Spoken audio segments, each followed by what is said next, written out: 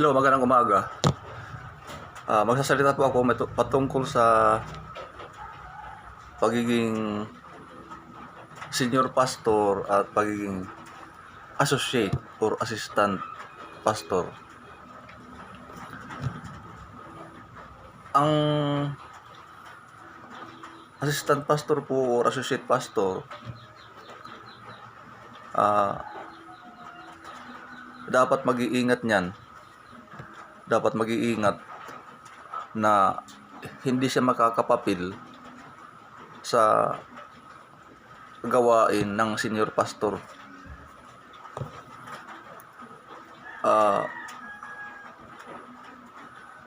Tempting sa mga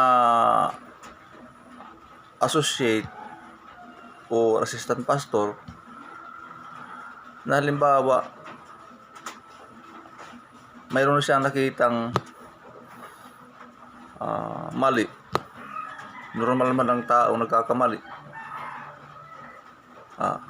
Halimbawa mayroon siyang nakitang mali sa kanyang senior pastor at tapos mayroong pupunta sa kanya, hihingi ng payo, or mayroong pupunta sa kanya na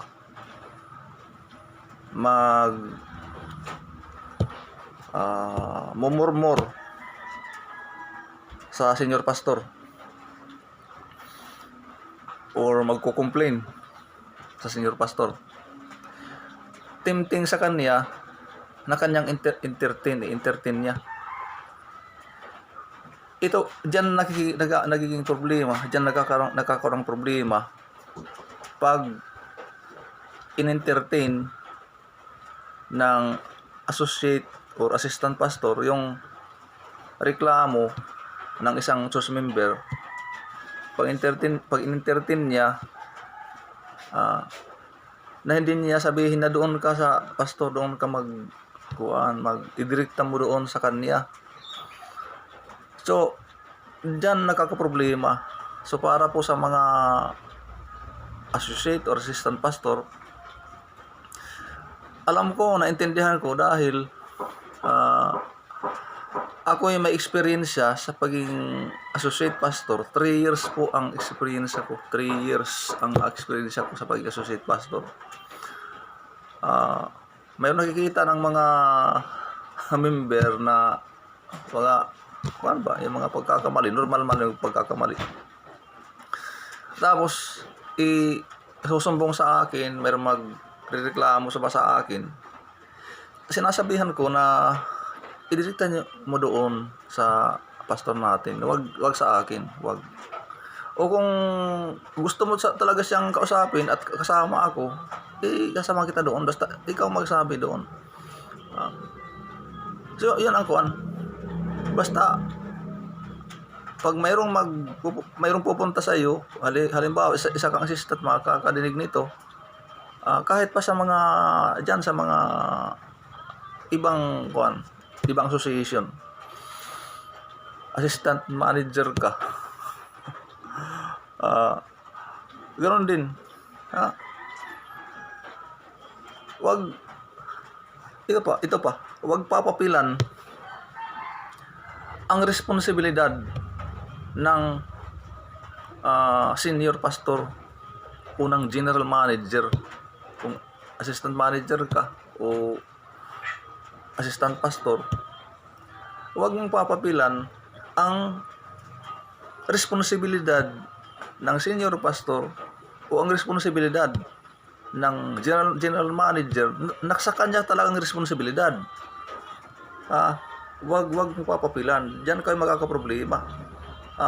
Sabihin mo, responsibilidad, halimbawa, gustong ipagawa sa'yo ng isang member, ipagagawa sa'yo, sabihin ng isang member, pastor, siyempre, pag assistant pastor, pag associate pastor, assistant pastor, pastor man din ang tawag. Ikaw naman, masyadong pag confident ka sa sarili mo, na parang proud ka na tinalapitan ka, kasi tempting talaga. Baga proud ka ba, pinalapitan ka, may gusto nitong mga member na Kasi may mga member na mas nagugusto sila sa assistant, mas loyal sila sa assistant o associate. Pupunta sa iyo, ay gawa tayo ng activity ng ganito. Oh. Ikaw naman ay naging careless ka. Sumunod ka sa mga member, gawa tayo ng activity. Itong activity ay lalo na kung malaki activity. Gawa tayo ng party doon sa beach. Bitahin natin ang kuan. Tapos hindi niya pinaalam sa pastor. Diyan nakakaproblema. Ito pa. Mayroon nagpapapayo. Ito pa mga pagpapayo. Mayroon nagpapapayo punta sa iyo. Halimbawa, pamilya. Mayroon siyang problema. Pumunta siya, pastor, pag payuhan niyo kami. Okay yun kung sinabi sa iyo ng senior pastor na, brother, kung mayroong pumunta sa iyo na ganitong problema, halimbawa, i-counsel mo na lang. Bali, kung pinag-usapan nyo na yan na kung mayroong pumunta sa iyo, problema sa pamilya, okay. Pagpayuhan mo. Pero kung walang sinabi ang senior pastor na, brother, pwede magpapagpayuhan, may pupunta sa'yo, magpapapayo, pamilya, pwede pagpayuhan yan. Kung walang sinabi sa'yo, huwag kang magpapayo. Sabihin mo, doon sa ating senior pastor, doon sa kanya, pwede ako tumulong doon, basta doon sa kanya. Huwag papapil sa gawain ng senior pastor. Diyan nakakaproblema. Hindi ka kwalipikado. Kasi ang resulta niyan, nagkakaroon ng dalawang atensyon. Kasi ang gusto natin po na maging isa lang ang leader. Sa totoo lang, kahit mayroong assistant pastor, associate pastor, iisa lang ang pastor diyan. Iisa lang ang leader niyan, ang top leader diyan, iisa lang. So, makinig ka. Magkakaproblema kayo. Pag walang kasunduan na, brother, okay yun sa'yo, okay yun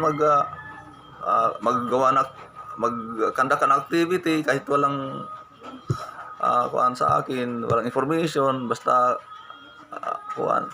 Pero pag mga malalaking activity na po, please wag. Pag malaking activity. Kasi para sa mga senior pastor, hindi yun pinapapayagan na ang assistant o associate pastor ay mag-schedule ng mga malalaking activity sa church na hindi man la siyang sinabihan. Huwag, ay nagiging problema po yan.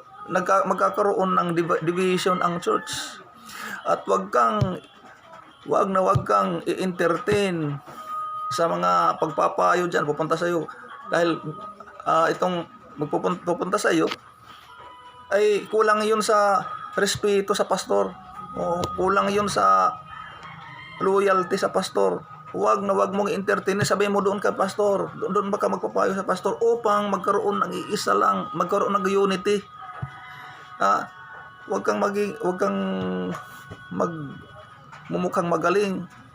Diyan nagkakaproblema ang church. Diyan nagkakaroon ng division. Halimbawa,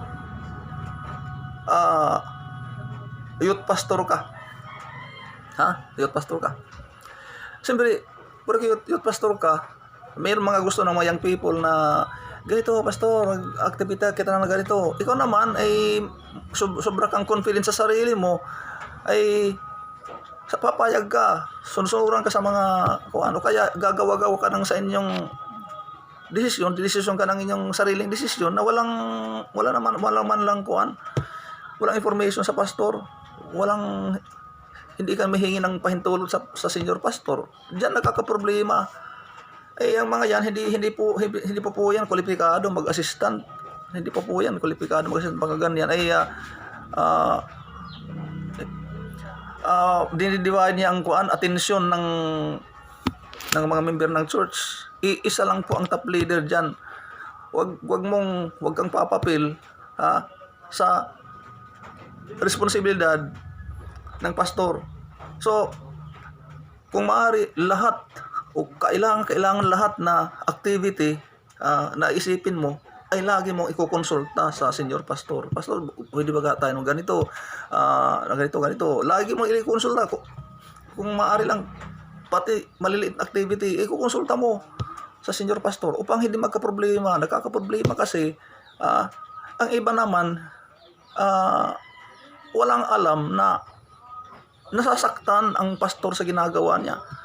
Ang iba naman, akala niya tama siya dahil minsan nagiging successful daw ang activity. Wala siyang alam na itong mga young people na yan o mga member na yan ay ang loyalty nasa kanya na divided na ang kung mayroong mga problema niyan, hindi na pupunta sa senior pastor, sa assistant pupunta. So, akala niya na tama siya. Natutuwa ang klaseng prideful na yan. Natutuwa siya na pupunta sa kanya, nagpapapayo, pupunta sa kanya. Hindi yung tama. Ako po, mayroon akong experience siya dahil 3 years po ako na naging associate pastor. Kahit konting lang, bagay ba, humihingi ako doon ng pahintulot. Pastor, ganito, ano pa ito? Upang magkaroon ng isang isipan ng mga member, ang kanilang top leader, isa lang upang hindi magkaroon ng division, upang maging matibay ang iglesia, maging matibay ang church, mga kapatid. Ay, para sa mga senior pastor po, huwag kayong magpapadros-dalos kumuha ng assistant o associate, lalo na kung taga-ibang member ng ibang church. Ito po, delikado po ito. O huwag kayong mga mas bata-bata pa sa akin. Siguro alam kong mayroong mga pastor mas bata-bata pa sa akin sa ministry. Huwag ko yung basta-basta kukuha. Kahit pa mga mature na kayo sa akin, kahit pa mas matagal na kayo sa akin, huwag ko yung basta-basta kukuha ng associate. Kung kukuha kayo ng associate, huwag kayong kukuha ng associate na taga-member ng ibang church. Magkakaproblema kayo dyan. Kahit pa dyan sa sariling church nyo po, dyan sa church nyo, kung magkaroon ka ng assistant, ay tuturuan mo muna. Turuan mo muna kung maaari, matagal-tagal, turuan mo siya na turuan mo siya ng do's and don'ts. Ito, hindi ito pwede. Ito ang pwede. Ito hindi pwede. Huwag mong papapilan ang aking responsibilidad. Huwag mong papapilan. Mayroon pupunta sa iyong papapayo. Sabihin mo, kung nandito ako, papuntahin mo sa akin, lalo na kung pamilya. Huwag kang papapil sa aking responsibilidad, sa aking obligasyon. Huwag kang papapil. Ang mga associate pastor po o assistant, mayroon lang nakaatang niyan na mga responsibilidad niya na sinabi mismo ng senior pastor, ito brother, pagpayuhan mo ito, itong taong ito, payuhan mo ito. Pag mga ganyan, lalo na kung mga unbelievers na kaibigan o regular visitors or mga hindi pang mga baptized believers, ito, disciple mo ito ang obligasyon mo, disciple mo siya, ganito. Basta wag kang papapil, ikaw ang associate ka, wag kang papapil sa gawain ng senior pastor. Wag kang basta-basta magpapapayo dyan ito, sabihin ng senior pastor, okay brother, sa iyong responsibilidad, ikaw laging babaptize sa mga babautismohan. Sa iyo yan, ikaw babaptize yan. Kasi sa pag-disciple, sa iyo yan. Pero sa pagpapastor sa kanila, akong papastor sa kanila, kung meron silang mga problema, lalo kung mga major problems, ako ang magpapayo sa kanila. Okay lang ang associate or assistant magpayo kung ano ang mga ikagaganda na sa katawan na mga pagkain, ano problema niyan. Pero pag spiritual nga pag spiritual sa senior pastor po yan. Basta dapat lalakad lang sa Panginoon, dapat tama lang sa Panginoon ang isip, ang puso ng associate, ay mayroon namang revelation sa kanya ang Panginoon kung tama o hindi. Ulitin ko, dapat maging todo ingat ang associate o assistant pastor, assistant manager. Dapat maging todo ingat ka na hindi ka makapapil sa obligasyon ng senior pastor. Upang hindi magkaroon ng division ang church. Upang magkaroon lang ng isang tinatanaw na top leader ang buong church, mga kaibigan. Ang iba kasi, delikado po yan. Kayong mga pastor, nakukuha naman kayo ng assistant o associate. Delikado po yan. Pag immature yan, walang kuhan yan. Lalo na kung medyo ma-pride ang kunin nyo, delikado yan. Hindi yun maging kuhan. At mas lalo siyang magiging prideful kung marami nang nagpapapayo sa kanya, marami siyang napapayuhan, marami nang nagtatrust sa kanya. Ito po, nakakaroon po ng division ang church. Lalo na, hindi natin maiwasan na mayroong mga assistant na medyo magaling magsalita. Lalo na kung medyo mas matalino. Ay, ito po mga mga pastor, mag-ingat po kayo. Mas mabuti lang wala. Magkakaroon ng division, magkakaroon ka lang ng problema. Mag-iingat kayo mga senior pastor, pagkuha ng, lalo na kung member ng ibang church, ay pambihira, hindi yun loyal sa iyo. Member ng ibang church, ay magiging problema yan. Bubuti lang walang kuan. So kung kumuha mo kayo ay diyan mismo sa church nyo, kailangan alam mo na itong taong ito ay mature na. Alam mo na itong taong talaga lumalakad ito sa Panginoon, ayos ang puso niya sa Panginoon.